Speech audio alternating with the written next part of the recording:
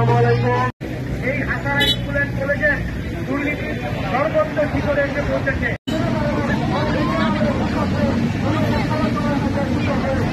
দুর্নীতি চলবে না, যারা এবং দুর্নীতির গোপন হয়ে কাজ করেছেন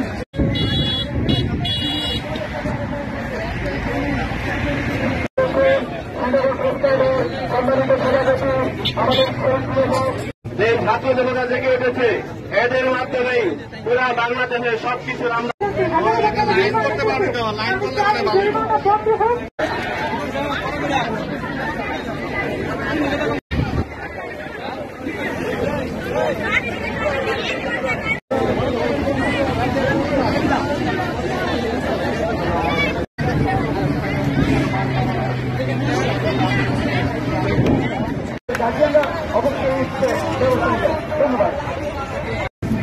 যে সমস্ত টিচাররা আছেন এবং এই তাদের নাচের কামনা করছি এবং যারা অসুস্থ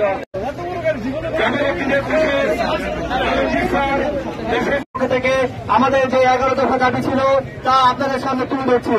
দাবি 1, প্রধান শিক্ষকের পদত্যাগ চাই। সর্বশেষ স্কুলের ফলাফলের ব্যাপারে তার ব্যর্থতা ও দীর্ঘদিনের দুর্নীতি অনিয়মের তদন্ত চাই। দাবি 2, স্কুল ক্যাম্পাসের রাজনীতি সম্পূর্ণ নিষিদ্ধ চাই। ছাত্র বা শিক্ষকের লেজর ভিত্তিক রাজনীতি বন্ধ চাই। দাবি 3, স্কুলের বেতন অনলাইনে ই শিক্ষা প্রতিটির ব্যবস্থার মাধ্যমে নিতে হবে এবং ফলাফল অনলাইনে দেওয়ার ব্যবস্থা করতে হবে। দাবি 4, প্রতি বছর স্কুলে স্বনামধন্য অডিট প্রতিষ্ঠানের মাধ্যমে বাৎসরিক আয় ব্যয়ের স্টেটমেন্ট প্রস্তুত আকারে প্রকাশ করতে হবে। দাবি 5, সরকারি সকল নির্দেশনা সঠিকভাবে প্রতিপালন করতে হবে। দুর্নীতির দায়ে অভিযুক্ত এবং লেজুর ভিত্তিক রাজনীতির সাথে জড়িত শিক্ষকদের ব্যাপারে তদন্ত করে শিক্ষা কার্যক্রম থেকে বিরত রাখতে হবে। দাবি 6, প্রতি বছর নির্দিষ্ট ফর্মের মাধ্যমে ছাত্রছাত্রীদের দ্বারা শিক্ষকদের পারফরমেন্স নিরীক্ষা করতে হবে। ম্যানেজমেন্টের আলোচনায় নিয়মিত বিষয়টি আলোচনা করতে হবে।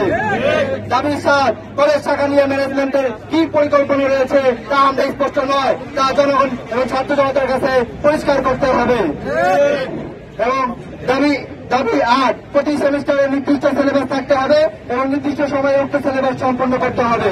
9, প্রতিযোগিতার মানসিকতা সৃষ্টির উদ্দেশ্যে ছাত্রছাত্রীদের জন্য বিভিন্ন ক্লাব যেমন বিতর্ক ক্লাব, কম্পিউটার ক্লাব, বিজ্ঞান ক্লাব ইত্যাদি প্রতিষ্ঠা করতে হবে। দেশের বিভিন্ন প্রতিযোগিতায় তাদের অংশগ্রহণ নিশ্চিত করতে হবে। দাবি 10, শিক্ষকদের নির্দিষ্ট সময়ে ক্লাসে পৌঁছতে হবে।